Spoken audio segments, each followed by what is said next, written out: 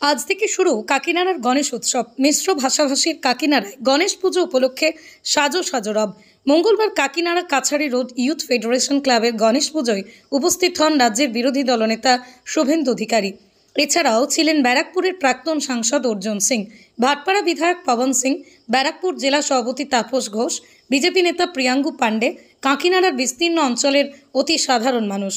গণেশ পুজো উপলক্ষে শুভেন্দু অধিকারীর কাকিনাড়ায় আগমন বিজেপি কর্মী সমর্থক ও কাকিনাড়াবাসীর কাছে বাড়তি উৎসাহ হিসেবেই গণ্য করা হয়। শুভেন্দু অধিকারী বলেন, এই নিয়ে আমি দুবার কাকিনাড়ায় গণেশ পুজো এলাম। এখানে মিশ্র ভাষাভাষীর বহু মানুষ থাকে। বাঙালি অবাঙালি বিভেদে রাজ্য চলবে না। অশুভ শক্তির বিনাশ হয়ে শুভ শক্তির উদয় হবেই। গণেশ চতুর্থীর সময় সনাতনীদের ঐক্যবদ্ধ হয়ে লড়তে হবে। আলিঘাটের নালার যে সংস্কৃতি, সেই সংস্কৃতি মুখ দিয়ে বেরোচ্ছে।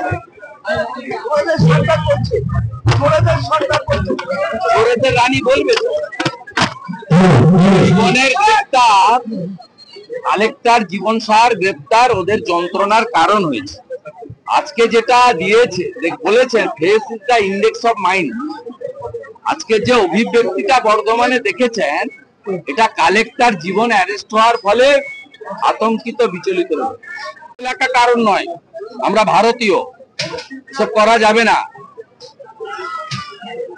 অসমে বাঙালি থাকবে, বাংলায় অসমিয়া থাকবে, উড়িষ্যায় বাঙালি থাকবে, উড়িয়া কলকাতায় থাকবে।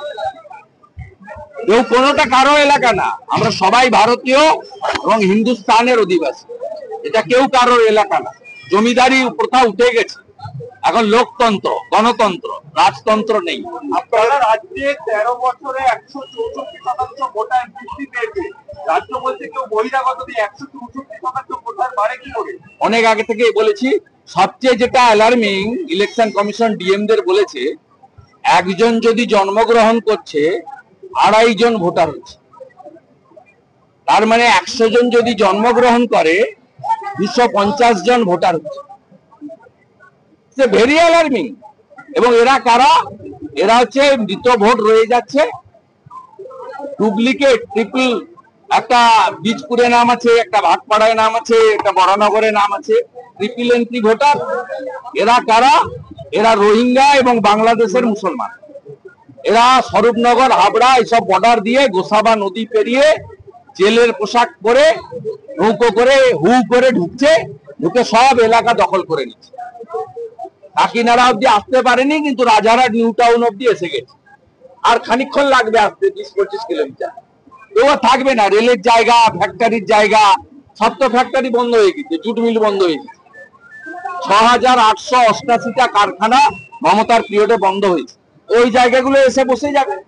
এমনি প্রমোটিং করছে এরা, সমস্ত কারখানার জায়গাগুলোকে প্রমোটিং করছে, বিক্রি করে দিচ্ছে, যাতে সেখানে হাই রাইজ বিল্ডিং উঠে। আর হাজার হাজার শ্রমিক বেকার হচ্ছে।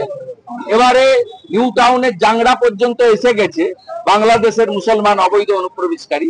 আর 20-25 কিলোমিটার চলে আসবে, গঙ্গার ধার ধরতে ধরতে চলে যাবে, একদম যশোর খুলনা হয়ে যাবে। এই খালা যদি আরেকবার আসে, পুরোটাই যশোর খুলনার মতো হয়ে যাবে।